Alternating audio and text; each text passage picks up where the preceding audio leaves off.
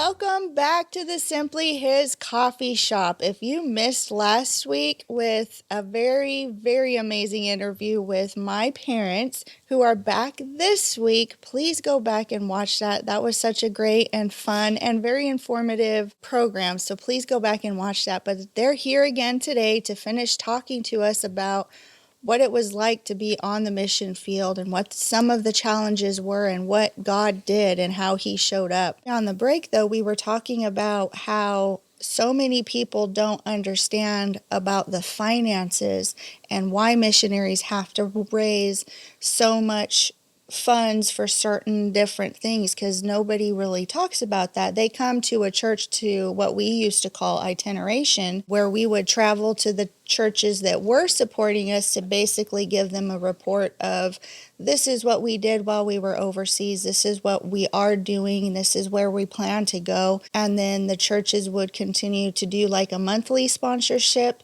or they would just do a general offering for a general fund. How was that broken up, and why did you have to raise a certain amount of funds before you even could go back? I'm not sure I'm going to answer your question specifically, but one of the ideas in my head right now is just this principle of giving. It's not a matter of the work of God just needs your money. Right. But I think it's more appropriate to affirm that you and I need God's blessing. Yeah. And if we are engaged in that which, what can we say, turns the heart of God and is priority in his administration of things, then blessing results. Mm-hmm. So I've thought before of a kind of a metaphor that the Holy Land geography can offer. And what I'm thinking of right now is the Jordan River as it flows into the Sea of Galilee. And the Sea of Galilee is kind of a picture of a body of water that receives the Jordan River and doesn't just keep it for itself, for its own interests and benefits, but it sends it on. The Sea of Galilee simply becomes a channel, shall we say, of blessing on down the stream. Right. I don't know, that seems to inspire me with a metaphor that relates to this matter of giving. But anyway, the Dead Sea is down on the receiving end of the Jordan River. It receives all this blessing that the Jordan River sends down through the Sea of Galilee, and it's a thriving body of water and stream of water, and it delivers it to this body of water called the Dead Sea, and for good reason, because it receives the inflow of blessing, if you please,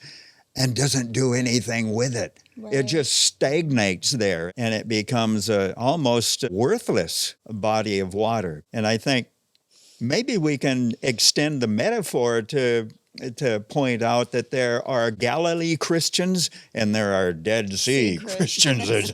And we don't want to be the Dead Sea type. It's an ongoing resource of blessing to simply be involved in receiving the gospel and channeling the gospel. That's a thriving life right there. Also, if you're invested in financially, I think that's going to remind you that the prayers and everything, because what you invest in is what you care about.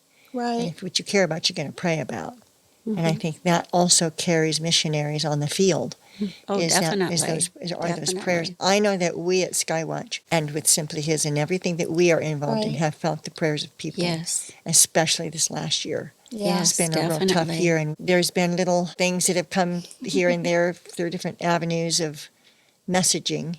Mm-hmm. And I know that there's people out there that I never knew existed that are praying for us specifically. Mm-hmm. Right. And I know that transcends into the missionary field. But anyway, I know how important that is too, those prayers. I will say, if a missionary comes to your church and you wonder, well, how does that missionary spend the money I give? And that's a viable question, because we want to make sure that where our money goes is what they need to be doing with it. Right. And with us, with our mission board, we had to raise quite a bit of money for a monthly income. And some people like, do they get all that money? Yeah. Like, Well, no. no, they don't, because it's budgeted for different things. But I like to say that when you're giving to a missionary family, they don't get all the money. It's budgeted. You are not just sending that family, but you are sending a church, basically. And so if you attend church, you know that that church has to pay the pastor, and that's part of the budget. They have to pay for power. They have to pay for other things. If you have a bus ministry, you have to Yeah. pay for the bus and the fuel that goes in it. So if you can look at it that you're not just simply sending that missionary family, but you're sending a church organization in a sense, Well, and the other thing to think about too is that is your job. So basically, Right. you are creating a budget that is for 3 to 4 years to keep you going for those 4 years. So you have to raise basically your entire salary that will help pay your bills, but then also with exchange rates and then different things that happen in different countries, because some Right. countries, the cost of living, so to speak, Yeah. is extremely high. You have to think about housing. And then, Right. like with us, we always had a speed the light boat or, a speed the light truck. And those helped us because some of the islands that we were going to, were so you could only get to by boat. So we had to have certain things, and part of the budget paid for those things. Of course, there's airfares too. Oh, and airfare It's not is cheap. astronomical, especially for a In bigger the family. But then Pacific, also really. getting some of your belongings there, or the equipment that you even needed to do, like your sawmill. So those always came in a container later because we had to pack that up. So the container fees of shipping costs, I mean, it takes a lot, and people need to understand part of that. So it's not that you're just sending them to go be on a vacation, even though for Dad sometimes it felt like a vacation because he enjoyed it so much, but it was still doing the work of the Lord. And so you had to raise your entire 4-year salary basically and living costs in that short period of time. So it wasn't just a frivolous thing. And I know the itineration has changed massively now because so many churches too don't want to have missionaries come in as much. And so they are using social media quite a bit now to do a lot of their itinerating and stuff too. And that's been interesting to watch. I'm not in that anymore, but I have a lot of friends that still are. And that's how they're having to do it. Hey, Pastor, could I meet you for coffee? Can we do a coffee date? And I tell you what we're doing, and then your church can support us. But they're having to do a lot of things differently, and I'm sure that changes so much for them as well on how to itinerate and how to get their stories out. So like you said, social media can be a really good thing, and it can show what they're doing, and you can keep more current. So that's also a really cool thing, because when we were overseas, we didn't have that. We would send out newsletters, and I remember packing those newsletters a lot. For anyone that's listening or watching, I do also remember that for certain, and I'm not sure which one's there, you'd have to check with whoever you are supporting. There are some missionaries that would prefer not to have any kind of social interaction on Facebook or any of those things for political Political reasons. reasons, So definitely. keep everything private until you know otherwise. Always check with the people that you support. Yes. Right. There's certain words or certain phrases Yes. you don't say because Right.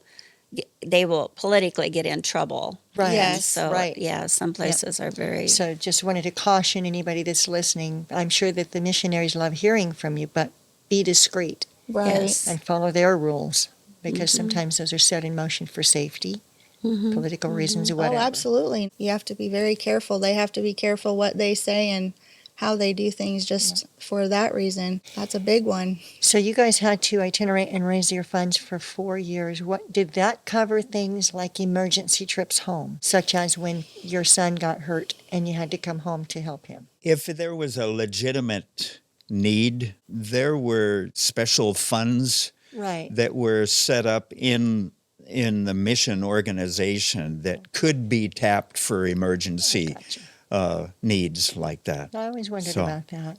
Yeah. So that's good to know. When you're itinerating, doesn't that money that you raise also pay for that, or do you rely on that church giving you a blessing as you go to the next place where you talk? I think that's somewhat worked into the budget already, because you still are having, again, that is your job. So you are Right. working, so you still have to have money in your budget, so to speak, or in your reserve to then help pay for those living costs even while you're here in the States, trying to raise more money so that then you can go back and do it all over again. Jumping subject here popped into my mind. Ray, since this is such an adventure for you, it's so inspirational to hear you love what you do.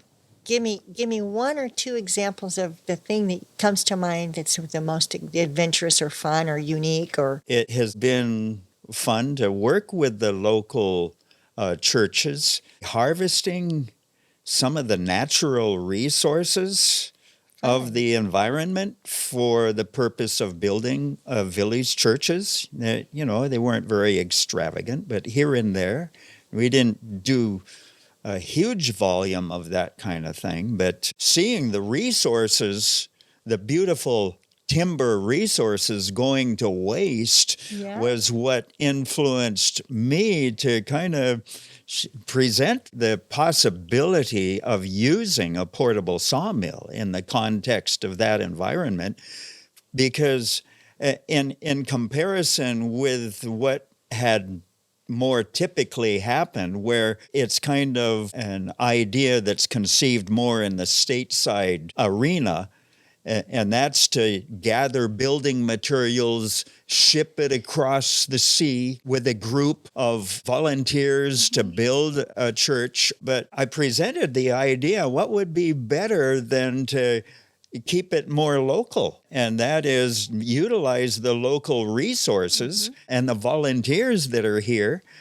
And this is not to say that the other approach is wrong in any way, but there's something more, what can we call it? It's more properly indigenous to engage the local people with their resources in the building of some of these projects. And so thankfully, the mission leadership agreed to at least try this, and I think it worked quite well. The tropics are a wonderful building resource with world-class hardwood trees and quite a variety of good timber resources. And the fact is that even though we are now retired, you might say, I still have picked up sawmilling. Even in Oregon, part of our livelihood is through exercising a portable sawmill. And so the fun goes on. that's good to know. In fact, I can hardly even picture a photograph of Ray that doesn't have his sawmill with him. Yeah, The same right? photograph. How about you, Becky? What are some of the highlights of your experiences? Every woman likes to have new recipes. Okay, there you go. They want to learn new ways of doing things. Right. And so it was fun going to the outer villages and presenting ingredients they could get on their own, and how to make biscuits or cakes or cookies or something like that. I remember one outer island that we went to, the ladies said, somebody came here and she taught us a bunch of things, but we couldn't get the ingredients. And they said, but what you've brought, we have. And so that was fun because they enjoyed cookies, but Right. they were expensive to buy. Yeah. So if I could teach them, how to do it and to give them the recipes and to fix different foods that they had access to, or even make some of their own things. You asked her that question, but if I can just kind of hitchhike on that, I think it's been a good thing that Becky has had some background, some training in Christian education. And so even when you were with us, Catherine, we put together that Bible club that kind of hit a need there. Absolutely. And we had quite a gang of kids kids Yeah. coming in from our own little neighborhood. And Catherine was there involved with telling stories, and we would do songs, and Becky would tell stories. And this is all in Pidgin English. Yeah. So Catherine became very competent. And speaking of which, should we try to sing a song Sure. in that funny language? Yeah, that would be fun. Because I'll watch. I have this ukulele here. A few months ago, I had a chainsaw accident. It chopped my left hand a bit, so I can't play my guitar as well. I've been using a ukulele more, leading songs for the Awana Kids program at our local church in Oregon. Anyway, I've teased them and said, I left my guitar outside in the rain, and it got all wet, and then it shrunk. So there you are, but that's not, I'm lying. But anyway, if we can just pick up on the language we used in the Solomon Islands, it goes like this, Catherine, and you remember this song, I think. Me go long house long gone, where ting ting blong me glad. Me go long dalim dang you long hem. Am ya day where God he make him blong me praise him. Hi God he make him me glad to mas. Me glad to mas. Me glad to mas. Hi God he make him me glad to mas. Me glad to mas. Me glad to mas. Hi God he make him me glad to mas. This Pidgin English thing has evolved in some of these island areas where they've only been exposed to bits and pieces of English without formal training, and they've built their own little approach to English. Well, and like you said, in last week's program in the Solomon Islands, there's over 200 dialects. So even with that, you can't learn 200 languages to talk to all of the different villages. So the Pidgin English was a really good way because that was the universal language. Everybody knew how to speak that. Exactly. Plus then their own dialects. So that was really helpful. Yeah. But actually coming back to that, though, you had shared the other day when you guys went back to Kakata, Malaita in the Solomon Islands, you had a really cool thing that happened, and you told them a story of a previous time that you had visited there many, many years before that and what an impact that had on the young people that lived there. Tell us that little testimony of what happened, because I think that that's important because so many people don't understand that in the islands there is such a heaviness of fear, and people don't really understand that, and the oppression. Other countries have the same type of a thing, but in the islands too, though, it's very strong. And the level of fear that people carry with them is insane. And God can come in and take that away from them, and they don't always understand that. So just share that testimony. I think it's important for people to hear that. Wow. I had the misfortune of growing up with an older brother. And this brother was an artist at scaring the starch out of his little brother. That was one of his enjoyments in life, was to freak me out with stories of spirits and witches and boogeymen and all that sort of thing. And so I was contaminated as a little kid. Now, I'm glad to say that I kind of grew out of that, and my biblical faith kicked in, and that kind of erases a lot of those childhood fears. Mm-hmm. But on this one night, I was out in the village of Kakara, down by the seaside, and all of a sudden, I saw developing there was a swirl of fireflies. And the custom story of that area is that when the fireflies group up, you'll get the velemani walkabout naya. In other words, the boogeyman, or the spirits, or the witchdoctor. They are active now. Mm-hmm. And, I've seen that before, but it was crazy. I'm ashamed to admit this, that it was almost like there was a flashback of some of those childhood fears, and I started to freak out. But anyway, but then my faith kicks in, and I say to myself, this is stupid. Here, I'm a big boy now. I'm even involved in ministry. I'm a missionary here, and I'm freaking out. But I sensed that there really was an evil presence there. And I decided to go ahead and challenge whatever it was. And I spoke to it and said, hey, I've been hassled with fears like this for a long time, and we got to get this over with. I mean, this is dumb. To be hammered by fear. Yeah. So I challenge you. If there is something real here and you've got some powers to do me harm, let's get on with it. Make my day. Come on, let's get on with it. Well, I'm happy to say there was no response there. They were chicken. No. But, and then I quoted scripture. I said, God has not given us the spirit of fear, but of love and of power and of sound mind. And I don't feel like I'm very sound-minded right now, if I'm going to give in to these unreasonable fears. And greater is he that is in me than he that is in the world. And he shall give his angels charge over thee and to keep thee in all thy ways. And if we dwell in the secret place under the shadow of the Almighty, then we are safe. But anyway, as you can understand, those fears dissipated pretty fast, and there wasn't anything. There was no response from whatever that evil was trying to do to me in that situation. But when we went back in 2017, I related that story in that church service. We had a rally that evening. I don't know, maybe Becky, you might want to add to that, because I had symptoms of coming down with a case of malaria up to that.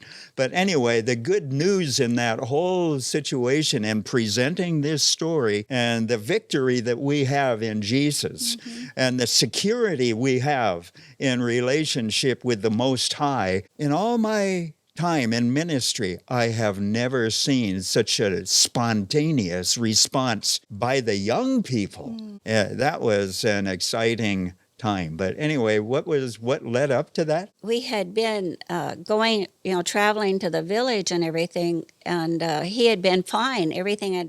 But as we got nearer to the village, it seemed like that he started getting sick, and these malarial-like symptoms were coming on him. And when we got to the village, they had to make a place for him to go and lay down. He was so sick, just really ill. And he wasn't sure, and I wasn't sure if he was going to be able to even speak at the service, because the way this was attacking him. And so one of the main pastors, his wife is a nurse in a clinic there, and so she brought the test for malaria and gave it to him, and it showed it was negative, that he didn't have malaria, so we had to rule that out. But what was this mysterious sickness that had hit him all of a sudden? And our son Thano and I were both okay. We didn't have any symptoms, but he did. Well, he finally decided that he would go ahead, because this was a special service. He would go ahead and go in there, and then he told this story. And 2 or 3 years ago, I think, it suddenly hit us. That was a demonic attack on him, so he would not tell that story. And then we said, wow, because after he told it, he was fine. And I know without a doubt that was a demonic attack to try to get him, because Satan knows what's going on. He didn't want his territory to be invaded, and he'll do what he can to stop what God is going to do. Seeing those kids, those young people come forward, and it was like they just couldn't believe that Ray would speak on something like this that was so real and impacted their lives every day. And so I know that God delivered Ray, and who knows what's going on in that village. We haven't really heard. But, Satan is real. And I know he's real here in the States too. Oh, man. And we don't recognize it sometimes. Right. And it's not that you look for a demon behind every bush. No, no, no. But we do have to check our spirits. And if it causes fear, like he was talking about, it's not of God. It's like the song says, fear is a liar. Mm-hmm. It is. It is. Maybe I'll add to that. And I think a very vital, important piece of theology, and it helps me to just keep my theology simple. Yeah, it does. I get bogged down if things get too complicated. It helps me a lot to recognize there's two kingdoms, Yeah. two spiritual kingdoms. That's all we get, just two. Yeah. The kingdom of God and then the kingdom of Satan, who actually exists by the permissive will of the sovereign God. And that kingdom, even as ugly and bad as it is, it actually serves a purpose. Of course, God wants to set the captives free, Yeah. and Satan wants his subjects to be kept bound. Yeah. And so God has not given us the spirit of fear, but of love and of power and of a sound mind. And we wrestle not against flesh and blood, and I can add their ideologies or even different versions of theology, churchianity, and that sort of thing. But we wrestle against principalities and powers that want to mess you up. Yeah. And I think we all, as human beings, need to exercise our right and responsibility to choose which kingdom we will be aligned with. And if you don't choose the right one, you know what? You get the wrong one by default. I guess it's already been indicated that I kind of like the idea of liking things, of being happy, of being delighted, and being secure. And it's just fun to be involved in life. And accept the opportunities that now I guess I'm more involved in business at this point rather than holding some official position in ministry. But the work of God is bigger than official positions. Of course it is. And I'm learning that even in the context of doing my sign work, I'm a sign guy. I come from the old school of sign painters, etc. I'm computerized now. But then running the sawmill and doing some building and tree work, etc., and that sort of thing. Just in the context of doing business, there are opportunities for ministry. So I guess it's all part of what Jesus instructed. That is, we're to let our light so shine Yeah. like a city set on a hill and doing whatever you're doing. And it's kind of tough to hide a passion. If our passion is to love God with all our hearts, mind, soul, and strength, there ain't no way you can hide that. It's going to shine. So let her shine. Yeah. If you have the Spirit of God in you, it has a tendency to come out in how you react to those around you. So I agree with that. And I know I'm going to die someday. I mean, I'm 80 years old now. It's probably not too far away. But I know right now that the cause is not going to be boredom. And living for God He still is jogs nuts. every day, though. I mean, he's out boots jogging on. every morning and all kind. He just keeps himself busy. No, he does. And living for God and living to please Him is not boring. Right. If anybody has a misconception on that note, I hope you can correct it. It's not a boring life. I agree. Absolutely. Well, thank you so much for joining us. I hoped you enjoyed these shows as much as I did. It's always fun to have them here visiting with us and everything. So thank you so much for joining us. We'll see you next week in the Simply His Coffee Shop.